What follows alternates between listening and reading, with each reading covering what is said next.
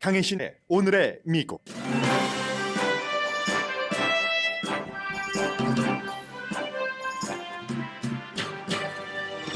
캘리포니아를 포함한 미 서부 5개 주의 폭염주의보와 경고 등이 발효 중입니다. 패스트푸드 근로자의 시간당 최저임금을 $22로 하는 안이 캘리포니아주 상원에서 통과되자 미 전국이 찬반으로 들썩입니다. 캘리포니아주의 암호화폐 규제법과 원자력발전소 재가동도 전국에서 주목합니다. 뉴욕주가 개인의 총기 소지를 제한할 권한이 있다고 연방 판사가 판결했습니다. 텍사스주는 망명 신청 중인 이민자를 버스에 태워 뉴욕과 워싱턴 DC로 추방하는데 $1,270만 썼습니다. 한 명당 비용이 $1,400인 셈인데 시카고도 추방 목적지로 추가됩니다. 뉴멕시코주는 텍사스와 애리조나 주민까지 커버하는 낙태 클리닉을 텍사스와의 주 경계에 세웁니다. 인지도가 높은 세라 페일린 전 엘라스카 주지사가 연방 하원 특별선거에서 민주당 후보에게 졌습니다. 당선자는 엘라스카 원주민 출신의 메리 페톨라 주 하원 의원으로 트럼프 전 대통령이 지지한 페일린 후보를 이겼습니다. 미국인의 52%가 연방 수사국의 트럼프 집 압수수색이 적절하다고 생각합니다. 월스트리트저널 여론조사 결과입니다. 중간선거에서 공화당의 가장 큰 두려움은 트럼프에 대한 심판이라고 악시오스가 보도했습니다. 트위터가 돈 내는 구독자에게 이미 쓴 글을 편집할 기회를 줍니다. 여러분 안녕하십니까? 오늘의 미국 강혜신입니다. 오늘은 날씨와 정치 문제를 한꺼번에 묶어서 맨 앞에 전해드리겠는데 우선 캘리포니아, 네바다, 그리고 애리조나, 아이다호, 유타, 몬타나까지 캘리포니아주 주변에 있는 주들이죠. 미국 서부주들입니다.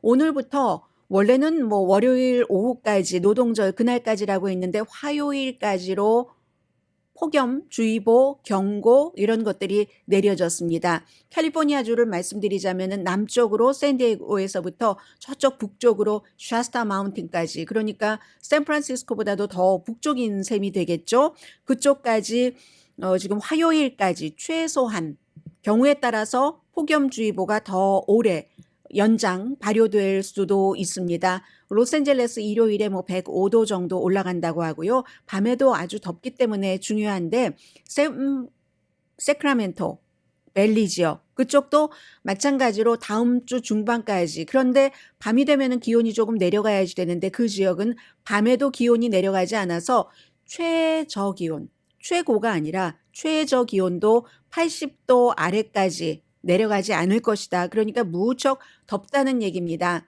하실 수 있는 것은 에어컨이 됐건 아니면 집에 시원한 곳이 없으면은 여러 지역에서 지금 시원한 곳을 마련해 놓고 있기 때문에 노약자들은 특별히 신경을 쓰셔야지 되겠습니다. 직접 신경을 쓰시기 좀 어려우신 분들이 계실지 모르기 때문에 이럴 때 이웃이나 가족이 다 돌봐드리는 것 필요하고요. 데스밸리가 9월 한 달 동안 역사상 최고로 더운 때 돼서 126도까지 금요일부터 주말 다음 주까지도 그 정도 당연히 화씨고요. 올라간다고 하고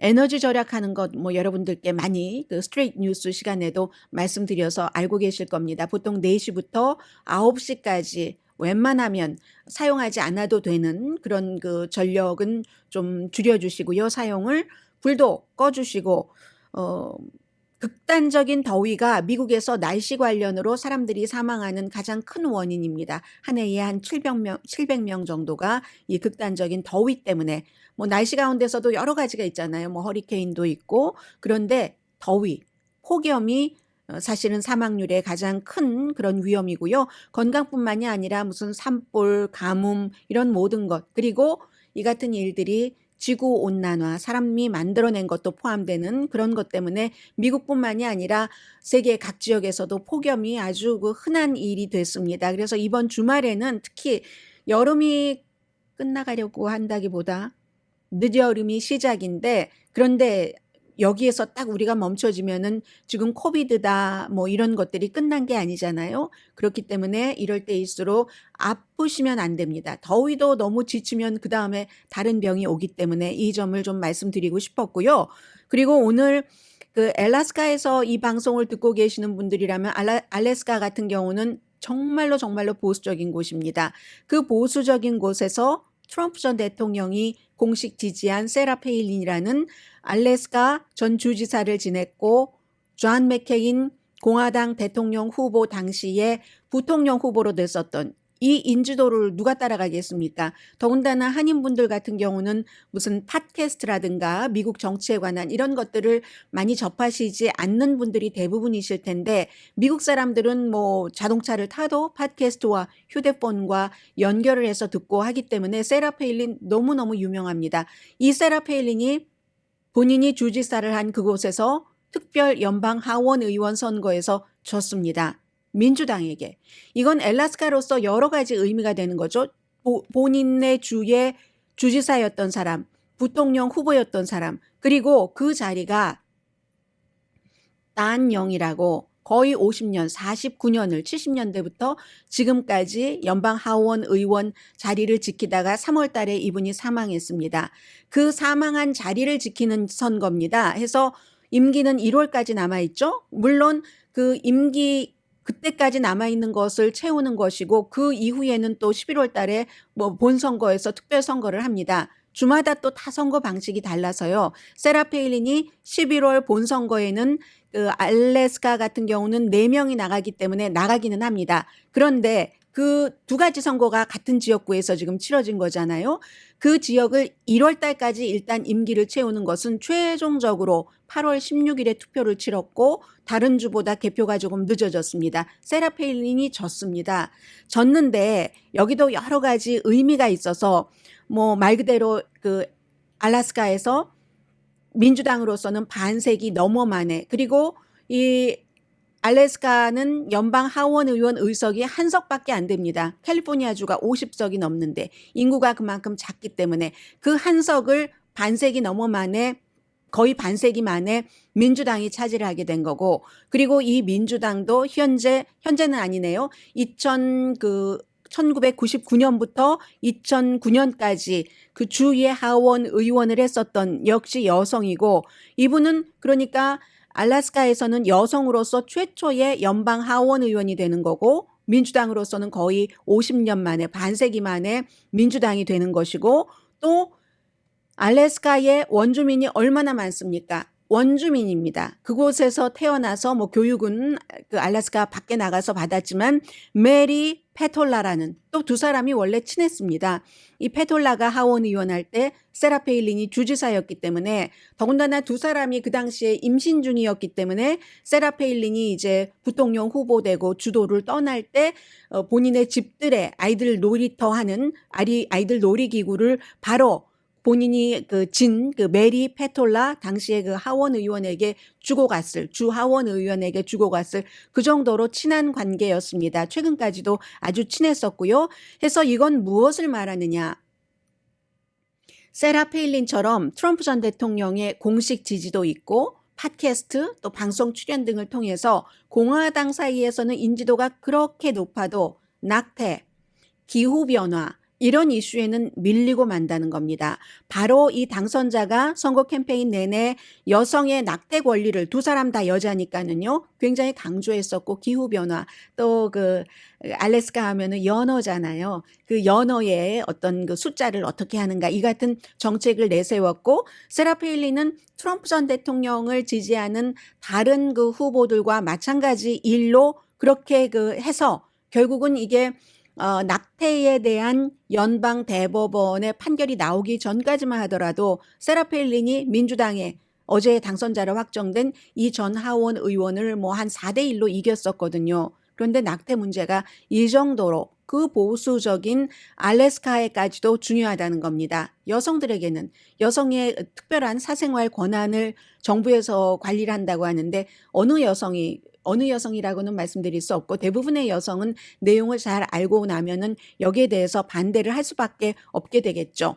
그래서 이제 이 문제는 말씀드리지만 그렇다고 11월 달에도 본선거에서도 그 남은 임기가 아니라 그 이후에 2년을 바로 이 당선자가 이겨서 채울 수 있는가? 그건 알 수가 없습니다. 왜냐하면 그 알래스카가 4명이 나가는데 그 4명이 있죠. 이 사람이 51.5%로 이름이 익숙하지가 않습니다. 제가 메리 페톨라 당선자가 받았고 세라 페일린이 48.5%를 받았는데 그럼 나머지 두 사람이 누구냐면은 한 사람은 세라 페일린보다는 조금 전형적인 공화당 성향입니다. 비즈니스를 하고 있는 닉 베키치라는 후보였는데 메인스트림 공화당이라고 할 수 있죠. 이 사람이고 또 한 사람은 무소속이었습니다. 알 그로스라는 외과 의사인데 이 외과 의사는 뭐 많은 표를 받은 것은 아니고요. 두 사람 다 많은 표를 받은 건 아니잖아요. 51, 48.5니까. 그런데 이 그 무소속인 이 사람은 어제 딱 사임을 하고 이 알래스카 그 최초의 원주민인 메리 페톨라를 공식 지지했습니다. 그리고 이 공화당의 다른 후보는 나가는 거죠. 이 51.5% 대 48.5%는 네 사람 다 놓고 한 건 아닙니다. 제가 좀 전에 말씀드린 것을 수정을 하겠습니다. 2차 투표 이렇게 계속 걸러보니까 이 두 사람만 대결했을 때 그런 표가 나왔다는 얘기고요. 그렇기 때문에 알 수가 없습니다. 이 공화당 또 다른 후보가 있기 때문에 그리고 이제 그런 것들이 어떻게 계산하느냐 확실치는 않다. 그런 내용이고 그러나 그 알래스카라는 보수적인 곳에서 세라 페일린이 졌다 하는 것은 굉장히 중요하다 하는 것을 알 수가 있고요.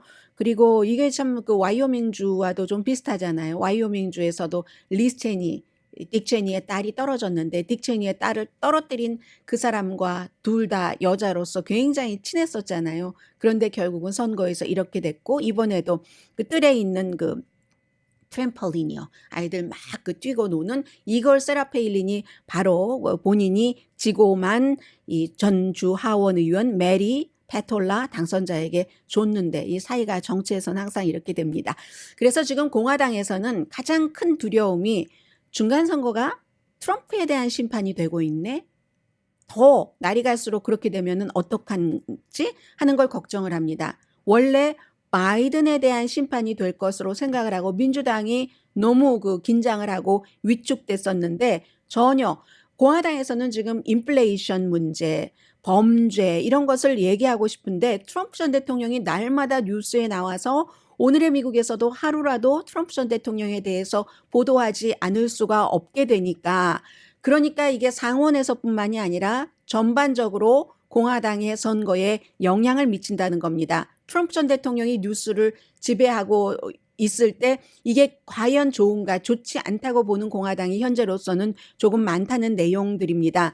왜냐하면 또 트럼프 전 대통령은 항상 그 본인이 지지했었던 그 후보 모든 말을 자신과 일치하게 하기를 원하니까 미래가 아니라 과거 부정선거였다. 내가 대통령이다. 심지어 지금 당장 선거를 대선을 다시 치러야 된다라는 주장까지 하고 있으니까 상원에서 상원이 다수당이 될 절호의 기회를 날려버렸다 하는 게 미치 매코넬 공화당 상원 원내대표가 하는 말이고 그 말을 했다고 해서 미치 매코넬의 부인까지 자신의 그 행정부 시절에 교통부 장관까지 지냈던 일레인 차오를 비난을 하면서 트럼프 전 대통령이 공화당까지 때리고 있으니까 이건 공화당에 결코 좋지 않다는 얘기입니다.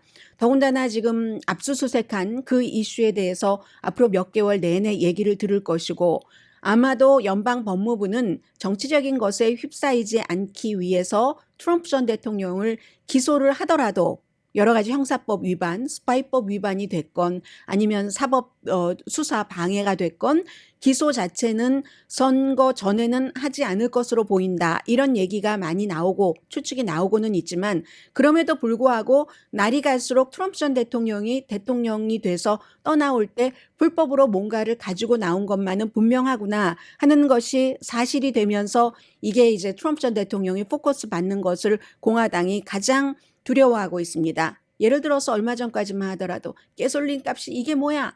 바이든이 되니까 엉망이네? 바이든 탓은 아니라 할지라도 그렇게 얘기하고 인플레이션을 말하고 싶었는데 그런데 이게 트럼프 전 대통령이 나오면서 최근에는 심지어 트럼프 전 대통령이 공식 지지해서 예비선거에서 공화당 후보가 된 사람들도 트럼프보다는 다른 문제를 부각시킨다. 이런 내용이 나왔고요. 지금 아주 중요한 여론조사 결과가 나왔는데 그 전에 칼 로브 공화당의 전략가로서 뭐 박스라든가 월스트리트저널에 글을 쓰거나 말로써 여러 가지 정치 그 커멘터리를 하고 있는 칼 로브가 어제도 팍스뉴스에 와서 인터뷰하는 것 보니까 왜 이 연방 법무부에서 트럼프의 마 알라고에서 기밀 막 써 있어요. 거기 앞에 기밀, 뭐 특급 기밀 이렇게 써 있는 게 박스에서 막 잡지와 같이 섞여 있고 바닥에 있고 하니까 박스에서 트럼프 전 대통령 쪽으로 보도를 하려고 아니 누가 이렇게 바닥에다가 이런 것을 떨어뜨려 놨겠는가 내가 거기 많이 가봤는데 절대로 그런 일은 없었다 막 이런 식으로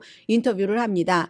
그랬더니 칼 로브라는 사람이 그렇지 그럴 수 있지라고 하고 원래 연방법무부 또 이제 수색을 할 때는 압수수색 영장을 갖고 수색을 할 때는 그게 기본이랍니다. 뭐 증거 확보를 해서 이렇게 이런 것들이 있다 사진을 찍어 놓는 게 기본이라고 하는데 어쨌든 칼 로브라는 공화당의 전략가가 한 얘기가 글쎄요 FBI에 11월 전에 기소할 가능성은 낮을지 모르지만 우리 명확하게 합시다. 이 정보 문서 가운데 어느 것도 트럼프 것이 아닙니다. 라고 공화당인 칼 로브가 얘기를 했습니다. 그리고 이 트럼프 전 대통령이 지금 만들어내고 있는 많은 문제는 스스로 만들어낸 문제인 겁니다. 하면서 미국 대통령이든 그의 보좌관이든 백악관을 떠날 때 원본인 그 여러 가지 문서를 백악관 밖으로 가지고 나갈 수가 없습니다. 이제 공화당에서도 이 정도의 그 커멘트가 나오고요. 오늘 아침 월스트리트저널의 여론조사 결과를 전해드립니다. 미국인 52%가 연방수사국의 마 알라고 압수수색을 적법하거나 리걸이라고 표현을 했어요. 적법하거나 적절했다라고 답변을 했습니다. 41%는 끝없는 마녀 사냥이다. 그런데 41%보다 9%가 많은 52%가 합법적이고 적절한 조사라고 답변을 했잖아요. 당파적으로 이견이 있죠. 공화당 80%가 마녀 사냥이다. 민주당은 5%만이 그 의견에 동의를 했습니다. 그런데 더 중요한 건 이거죠. 응답자의 대부분은 51%는 글쎄 마 알라고 이 이슈가 11월 선거에 큰 영향을 미치지는 않을 것 같다라고 답했지만 이건 아직 알 수가 없습니다. 지금 이제 9월에 오늘이 첫날이기 때문에 그리고 그런데 또 하나 트럼프 전 대통령에게 좋은 점도 있습니다. 응답자의 64% 공화당 응답자의 64%는 이것 때문에 내가 화가 나서 분통이 터져서 트럼프 전 대통령에 유리하게 투표하기 위해서 투표장에 갈 거야. 이런 답변도 했습니다. 8월 17일부터 8월 며칠까지 그거 제가 잘 못 적어놨네요. 등록된 유권자 1313명을 대상으로 해서 오차 범위는 조금 작습니다. 플러스 마이너스 2.7%포인트입니다.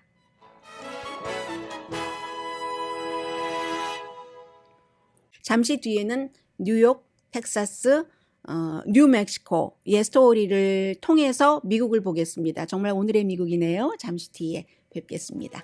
라디오 서울 방송 오늘의 미국 듣고 계십니다. 뉴욕주가 총기 소지에 대해서 이제 숨겨가지고 다니는 공공장소에서 그런 것에 대해서 어떠한 것을 제한할 권한이 있다. 연방 판사가 판결을 했습니다.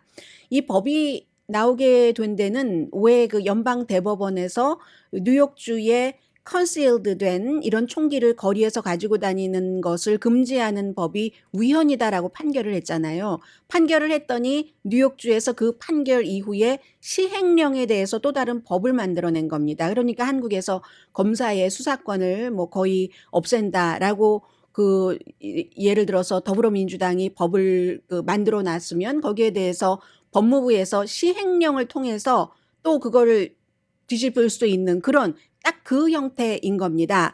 그래서 연방 판사는 시민들이 공공장소에서 총을 숨기고 휴대하는 것을 여러 가지로 제한을 할 수 있다. 왜 이런 판결을 내렸냐면 총기 소지를 왜 컨실드된 총을 길에서 못 가지고 다녀? 라고 생각하는 총기 소지자들의 어떠한 것을 보호를 하는 그 같은 두 군데의 그룹에서 소송을 했습니다. 거기에 대한 판결이고 뭐 이 주에서는 정부 차원에서는 검찰총장 특히 공공의 안전을 위해서 우리는 어떠한 제한이 필요하다 하는 겁니다. 고소를 한 측에서는 수정헌법 1조, 2조, 14조를 들어서 이게 아니다라고 하면서 아마 이 판결에 대해서 상고를 하겠죠. 제2항소법원이 되겠네요. 하면서 항소하면서 본질적으로 뉴욕주는 전체를 총기 없는 지역으로 만들고 그거는 이제 시민의 권리를 침해하는 거다 하는 게 총기 소지를 해야지 된다는 사람들의 주장인 거고, 그래서 이 뉴욕주에 대해서 어쨌든 어느 정도는 주 정부에서 원하는 쪽으로 컨실드된 총을 가지고는 다니되 그런데 제한을 할 수 있다 하는 그 내용을 보면 이렇게 되어 있습니다. Concealed Carry Improvement Act.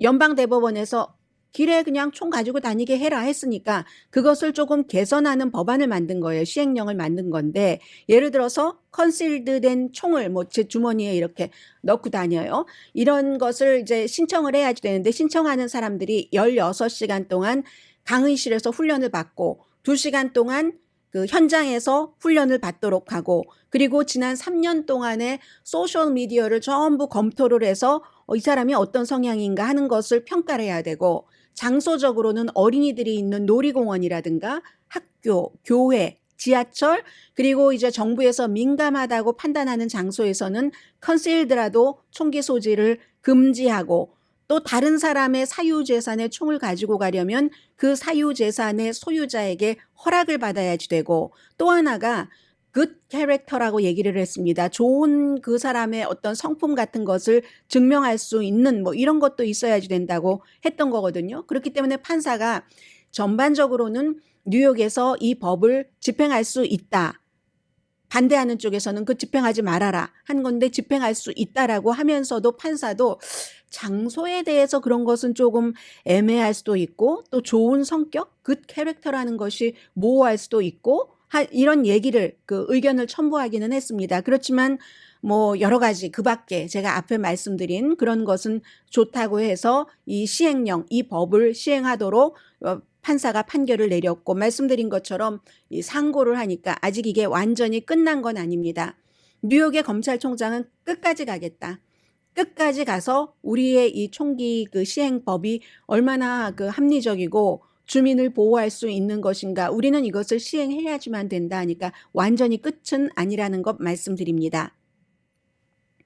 텍사스주는요. 텍사스주의 비상관리부서에서 Division of Emergency Management라는 데서 발표를 한 걸 보니까 지난 그 몇 개월 전이었던가요? 텍사스 주지사가 아니 이민법을 이렇게 강하게 집행을 하지 않으니까 안 되지. 우리가 멕시코와 국경, 미국 남부와 국경이 가까우니까 다 우리 쪽으로 오는데 그래? 너희들 그렇게 이민법을 허술하게 하려면 이민법을 허술하게 하기 원하는 쪽으로 우리가 다 보낼게 해서 망명 신청자, 대기자 이런 사람들을 버스에 태워서 워싱턴 DC와 뉴욕주로 보냈습니다. 그동안 8월 9일 현재 그렇게 해서 보낸 그 비용이 거의 1,300만 달러가 들었다고 하거든요. 1,270만 달러. 전세 아주 버스 회사가 있어요. 어떤 그 버스 회사에 수천 명의 이민자를 뭐 1,270만 달러를 지불하고 보냈습니다.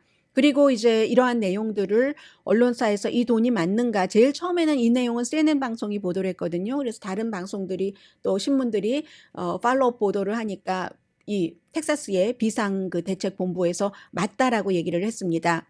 주지사 사무실에서는 4월 달 이후에 7,400명 이상의 그런 이민자들을 자발적으로 뭐 워싱턴 DC로 어디로 그 1,500명은 뉴욕으로 워싱턴 DC에 더 많이 보냈는데 비교적 엘파소에서 이 그레이하운드 버스 당일 편도 티켓은 뉴욕까지 291달러, 워싱턴 DC까지 324달러인데 그래서 뭐 당일 항공편도 400달러 미만인데 왜 이렇게 뭐 한 사람당 1,400달러나 들었는지는 모르겠습니다만은 그런데 그렇기 때문에 주지사가 이 비용을 세금으로 하긴 너무 아까우니까 기부를 좀 해주십시오 했는데 1,270만 달러를 세금으로 쓰는 동안에 기부금은 16만 7,828달러밖에 못 받았다는 겁니다.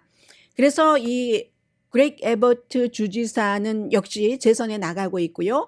이민 정책 이런 것을 강경한 것을 보여주기 위해서 했는데 아무튼 돈을 많이 썼고 어떤 얘기도 나오는가 하면은 원래 이 사람들이 그냥 어디로 당장 뭐 멕시코 쪽으로 보낼 수 있는 사람들이 아니거든요. 여기서 망명 신청 이런 것을 하기 때문에 그 사람들이 본인들이 원하는 곳으로 이렇게 이동할 때 이동 비용 같은 것은 본인들이 내야지 되거든요. 그 돈을 텍사스 주정부가 대신 내주네. 여행 비용을 절약시켜 주네. 뭐 이런 내용들이 지금 엘파소 타임즈에 많이 그 보도가 돼 있고요. 망명 소송이 법원에 계류 중인 동안에는 추방할 수는 없잖아요. 그래서 교통편을 제공하고 있네라고 얘기를 하고 있고, 그리고 이제 시카고도 뉴욕과 워싱턴 DC에 이어서 이 같은 사람들을 추방을 하는 거죠. 버스를 태워서 그런 목적지에 포함을 시켰습니다. 그래서 어떤 한 일을 하면은 뭐 보여주는 게 있죠. 분명히. 내가 이렇게 이민에 대해서 강경한 정책을 쓰고 있어. 그런데 또 반대에 이런 내용도 있다는 게 알 수가 있어집니다. 뉴멕시코주를 좀 말씀드리겠습니다. 뉴멕시코주의 주지사는 민주당입니다. 뭐 대체적으로 뉴멕시코는 항상 그렇죠. 그런데 뉴멕시코가 텍사스 국경 근처에 $1,000만 들여서 낙태 클리닉을 세웁니다. 뉴멕시코의 주지사가 여성입니다. 미셸 루한 그리함은 행정명령이거든요. 이건 행정명령에 서명을 했는데 주에서뿐만이 아니라 다른 주에서도 낙태를 하려고 하는데 접근이 금지된 사람들, 그런 사람들까지 많이 늘어날 것을 예상을 하고 대비하고 해서 이것을 짓는다는 겁니다. 이것도 역시 뉴욕주에서 연방대법원에서 아니 길에서 숨긴 채 그 총을 가지고 다니는 게 뭐가 잘못이야? 그거 아니야. 가지고 다닐 수 있어. 판결하고 나서 뉴욕주가 그러면 우리 시행령을 이렇게 만들겠어 하고 법을 만든 것처럼 뉴멕시코도 마찬가지입니다. 연방대법원에서 낙태를 주의 권한으로 해라 하면서 여성이 낙태를 거의 할 수 없게 되는 주가 많아지면서 이런 문제가 생겼고요. 뉴멕시코는 조금 기본적으로 이런 리버럴하니까 사회적인 이슈에 대해서 그래서 이렇게 나온 것이고, 새로운 그 클리닉이 텍사스와 딱 접해 있고 애리조나 국경에서도 가깝습니다. 뭐 동쪽으로 100마일밖에 떨어지지 않은 데나 아나 카운티라는 곳, 이곳에, 그러니까 뉴멕시코는 물론이고 텍사스 물론이고 그 애리조나 사람들도 여기에 와서 낙태를 할 수 있도록 한다는 얘기입니다. 그리고 낙태 약물도 대체적으로 요즘은 약물 사용을 많이 하니까 그렇게 사용할 수 있도록 하는 계획을 세우고 있고요. 그래서 이게 뉴멕시코주뿐만이 아니라 다른 주에서도 이러한 것들을 쳐다보고 있는 겁니다. 물론 캘리포니아주는 이것보다 더 한 걸음 나아간 그 같은 그 정책, 낙태에 관련한 정책을 쓰고 있기는 합니다만은 진보적인 주에서는 이게 항상 이렇게 겹쳐갑니다. 보수적인 주에서 그래 근친상간이어도 강간이어도 아이를 낳으라니까 이렇게 얘기하면 그게 말이 돼? 그러면은 그 주에서 힘드세요? 우리 주로 오세요 하고 극과 극이 치다르니까 어디로 가야지 되는지 참 그 힘든 겁니다, 지금. 그래서요, 이렇게 하고 났더니 뉴멕시코의 전 그 공화당 상원 선거에서 후보였었던 엘리사 그 마르티네즈, 역시 여성이네요. 여성 전 후보는 납세자들이 결국은 낙태 사업에 돈을 대게 되네, 이렇게 얘기를 했습니다. 항상 의견은 이 의견 저 의견이 다 있기 때문에 굉장히 아무튼 미국에서 오래 살면서 처음에 이제 로스앤젤레스에 오셨거나 뭐 뉴욕이라든가 샌프란시스코 쪽으로 많이 가잖아요. 그리고 이민 생활이 길어지면서 한 80년대 후반부터는 텍사스주로 이주를 하시는 분들도 많으셨고요. 무엇보다도 집값이 싸고 하니까. 그리고 요즘에는 이제 네바다주, 그 라스베가스 쪽으로 많이 가시는데 이제 소득세가 없기 때문에 판매세는 있어도, 그런데 이민 세월이 길어지면서 은퇴할 때 내가 어디에 가나? 요즘처럼 이렇게 로스앤젤레스, 캘리포니아주처럼 범죄가 많으면은 내가 구태여 이렇게 비싼 생활비와 집세도 비싸고 하는데 그럴 필요가 없지. 집 한 칸 어렵게 마련했으니까 페이먼트도 끝날 테고 내가 은퇴하고 나서는 그거 팔아서 다른 주로 가야지 생각하시는 분들이 굉장히 많으실 텐데, 전에는 그렇지 않았다 하더라도 지금은 그 주의 성격이 어떠한가, 이거 잘못하면은 그곳에 가셨다가 아주 그 이민자로서 이민자를 싫어하고 박대하고 학대하고 이런 곳에 가셨다가 보따리 싸서 다시 오시는 경우가 있다니까는요. 그래서 은퇴를 생각하시는 분들은 이제 플로리다주 좋죠. 날씨도 좋고 뭐도 좋고 다 좋은데 이민자에 대한 시선이 어떤가 뭐 여러 가지 여러분들의 성향과 비교를 하셔야지 될 것 같습니다. 그래서 저도 요즘에 다른 주의 얘기를 전보다는 많이 전해드리는 것 같아요. 저희 라디오 서울 방송도 오늘의 미국도 기간이 길어지잖아요. 여러분들의 이민 생활 기간과 같이 가기 때문에 그 생활 패턴에 맞춰서 방송을 해야지 되니까요. 잠시 뒤에 전해드릴 뉴스는 중요한데요. 캘리포니아주는 항상 미국의 다른 주를 이끌어가고 있습니다. 부자주이기도 하고 인구도 많고 하니까 캘리포니아주에서 하는 두 가지 다른 주에서도 전부 뭐 세계에서도 쳐다보고 있기 때문에 잠시 뒤에 전해드립니다.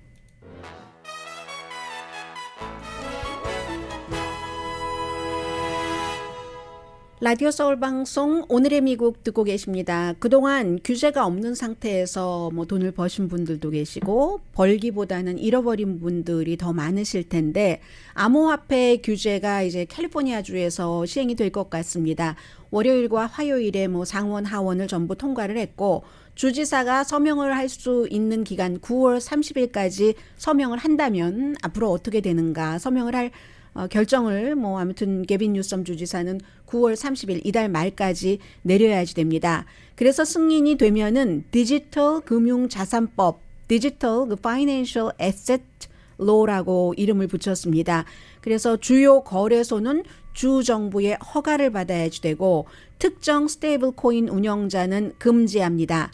라이센스가 있는 거래소가 캘리포니아주에서 또 승인하지 않는 코인 상장은 폐지하도록 합니다. 뭐 됐더라도 그래서 이게 이제 투명성을 높이고 소비자를 보호하기 위해서 그렇다 이러한 것인데 중요한 것은 악시오스는 이렇게 표현을 하더군요. 업계, 코인 그 업계, 암호화폐 업계와 규제하는 기관, 정부가 같은 방에서 서로에게 두 개의 야구공을 이렇게 던지고 있다는 거예요.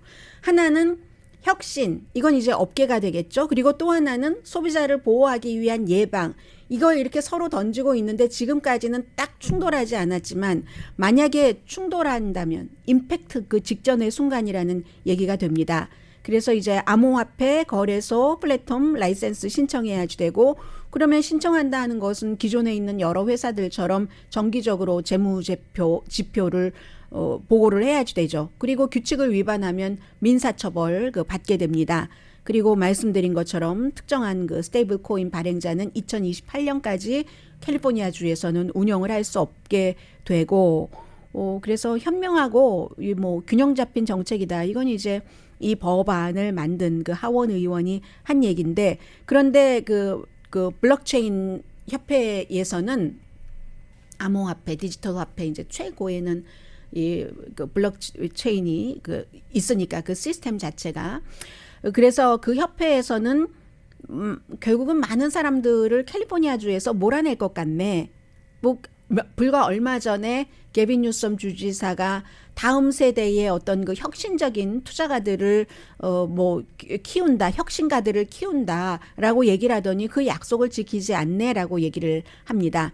아무튼 5월 달에 그런 얘기도 했었고요. 게빈 뉴섬 주지사가 뭐 여러 가지 행정명령도 내리고 아무튼 했는데 이 같은 법이 이미 뉴욕에서는 있습니다. 뉴욕은 사실 무슨 뭐 여러 가지 뭐 코인 같은 것을 장려하기도 하고 플로리다주도 마찬가지로 그렇지만 그렇게 하려니까 또 규제가 분명히 있어야지 되는 거고요. 그래서 뉴욕은 뭐 벌써 오래전에 이런 법안이 제정이 돼 있고 그 법안이 있기 때문에 또 이 뭐 코인 같은 것을 정부에서도 어떠한 형태로 활용한다라고 얘기를 한 거죠. 그래서 이제 뉴욕주 같은 경우가 지금으로서는 이 같은 규제가 있기 때문에 암호화폐 그 회사들에게 가장 어려운 주다 이런 얘기를 했는데 캘리포니아주도 이제 그렇게 가는 겁니다. 그리고 이 문제도 미 전국적으로 퍼지고 또 스몰 비즈니스를 운영하시는 분들은 관심이 있으실 텐데 캘리포니아주 상원이 패스트푸드 근로자의 그 시간당 최저임금을 22달러까지 인상할 수 있는 법안을 통과시켰습니다. 뭐 하원에선 당연히 가능한 것이고 이것도 역시 게빈 뉴섬 주지사가 지금 서명을 하느냐 서명을 하지 않느냐 이건데 이게 중요한 이유가요. 미국의 그 노동운동을 활성화할 가능성이 있다. 이런 보도들을 하고 있거든요. 블룸버그라든가, 뭐 월스트리트저널이라든가 이렇게 경제에 관심이 많은 곳에서는 노조와는 또 다른 겁니다. 그래서 중요한 이유가 패스트푸드 책임 및 표준 회복법 뭐 이런 이름의 법인데 한때 굉장히 인기가 있었고 노조에서 전술로 쓰고 있었던 부분별 교섭이다. 이게 다시 시작된 거다라고 하는데 그게 뭐냐면은 텔레비전이라든가 텔레비전 작가 이렇게 미국 일부에서는 바로 이것을 쓰고 있고 뭐 유럽이라든가 호주라든가에서도 쓰는데 이게 이제 정부가 협상 테이블에 앉는다는 점이 다르다는 겁니다. 파업을 하고 나서 정부가 그걸 중재한다 하는 게 아니라 협상 테이블에 정부가 처음부터 앉는다. 그렇기 때문에 이 노동계에서 획기적이다라고 부르고 있는데 민주당 주지사가 만약에 이것도 이제 서명을 할지 안 할지 아직 분명하지 않은 것 같습니다. 그런데 업계에서는 열심히 로비를 하겠죠. 게빈 뉴섬 주지사에게 이거 서명하지 말아라. 시간당 패스트푸드에서 일하는 그 최저임금이 22달러가 뭐냐라고 얘기를 하죠. 그렇게 되는 경우에 만약에 그런데도 불구하고 게빈 뉴섬 주지사가 서명을 해서 캘리포니아주에서 법이 된다면 이게 뭐 뉴욕이라든가 시카고가 있는 패스트푸드 업체가 많이 있는 일리노이주라든가 이런 곳에서도 캘리포니아주의 이 법을 모방하려고 할 수 있겠죠. 예를 들어서 뉴욕의 네일 살롱에서 일하시는 분들이 많잖아요. 그래서 이제 그런데 이 법은 노동계와 그 회사 정부 대표로 구성된 10명의 위원회를 구성을 한다는 겁니다.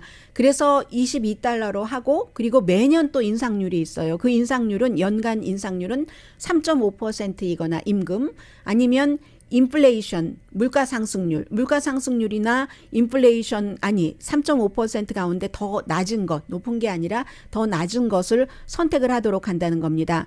그럼 캘리포니아주에 한 55만 명 정도 패스트푸드 업체에서 일하고 있는 사람들이 있고 지금 한 15달러 정도는 받죠. 그래서 다른 지역보다는 높은 임금을 받고는 있습니다. 아무튼 그래서 이것은 노조와는 달라서 이 근로자 계급에서 한 4명의 대표가 나오고 회사에서도 4명의 대표 해서 최소한 뭔가가 통과되려면 6표가 있어야지 되는 저쪽에서 상대방에서도 2표는 가져야지 되는 겁니다. 그래서 이제 국제 그 프랜차이즈 협회에서는 이게 양측을 동등하게 그렇게 대표를 할 것이다라고 얘기를 하지만 이 업계에서는 굉장히 그 반대를 하고 있고 그동안은 이게 왜 안 됐냐면 패스트푸드 업계에서 일하는 사람들은 이직률이 굉장히 그 높기 때문에 의견을 모으기가 쉽지 않았다는 얘기입니다. 그렇기 때문에 정부가 들어간다는 것은 정부는 여러 가지 데이터도 있고 뭐를 모을 수 있는 능력이 있잖아요. 그래서 이제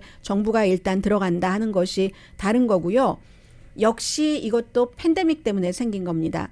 팬데믹이 있고 나서 패스트푸드 업체에서 일하는 사람들이 굉장히 힘들었었고 그리고 패스트푸드 업체가 일하는 환경이라든가 뭐가 좋지 않고 그 환경에서 일하던 근로자들이 다치고 걸리고 하면은 손님에게도 전염이 되고 직원과 손님에게 다 피해가 되더라 하는 이런 기타 등등의 것을 바탕으로 해서 이것보다 임금이 높아야지 된다. 여기까지 온 겁니다. 아무튼 그래서 근로자들은 이 법안을 굉장히 좋아하죠. 획기적이라고 좋아하고 업계는 반대를 하고 한다 하는 내용 전해드리고요. 그리고 이 내용은 잠깐 전해드릴까요? 어제 말씀드렸던 캘리포니아주에서 마지막으로 남아있는 원자력 발전소 결국은 법안이 통과가 돼서 2030년까지 5년 더 연장하기로 했습니다. Pacific Gas and Electric 거기에다 대고 14억 달러 대출받은 돈까지 탕감을 해주고요. 원자력 돌아가는 것. 그런데 이게 계속 운영되려면 연방정부의 허가는 받아야지 되거든요. 그래서 아직은 정확하게 캘리포니아주 마음대로 할 수 있는 게 아니기 때문에 불확실성은 남아있기는 하지만 그렇지만 어쨌든 요즘 에너지 값이 많이 비싸지고 하면서 캘리포니아, 독일, 일본 그 밖에 많은 나라에서도 원자력을 다시 생각하고 있다 말씀드립니다.